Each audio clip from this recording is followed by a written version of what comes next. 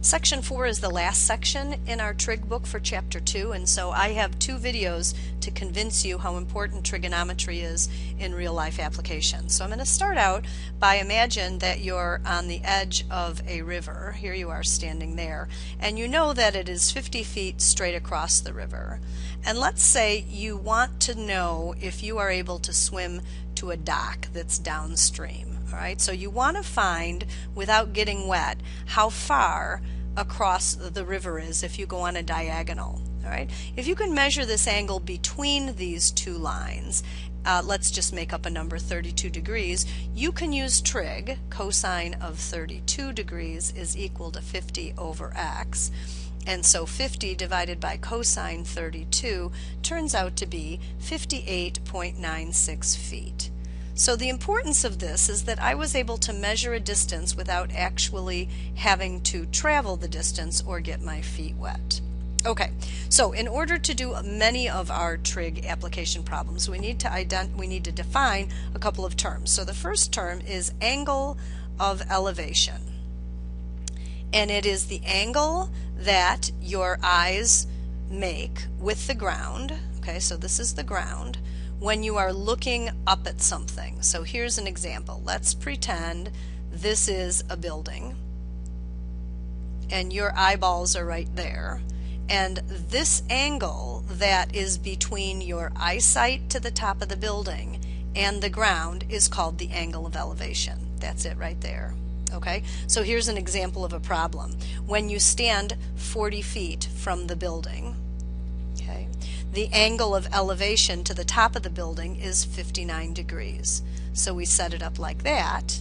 Now, what we're able to do is, without measuring the building, we can find out how tall the building is.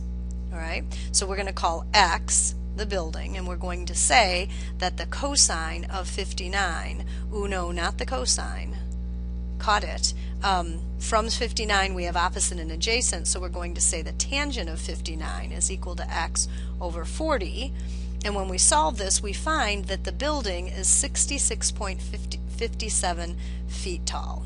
Alright, so that's the angle of elevation. We also have an angle of depression. Okay, so this time imagine you're in an airplane. All right, and this is your eyesight straight across on the horizon, and you want to get to a place on the ground. This angle here, now again the horizontal is your eyesight if you're looking straight out. With angle of elevation it was the ground. When you're up in the air it is the horizontal of how you are looking out in the distance. That angle right there is called the angle of depression. So this angle right here. Okay, so let's make up a story that has to do with the angle of depression. Say you're in a plane, so this is the plane, okay, and you know the angle of depression is 32 degrees, and then you know that the airport, the plane is 5,000 feet up in the air, so we're going to say that the plane is 5,000 feet in the air.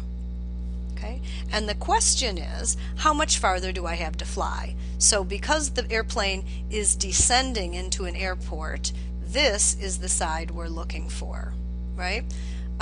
So we would set up the trig function. This time we would say the sine of 32 degrees is equal to that opposite side over the x. And again, we divide 5,000 by sine 32, and we find that the plane has over 9,000 feet left to fly. Okay, how does that sound? Does that make some sense? So these are 3 examples of application problems.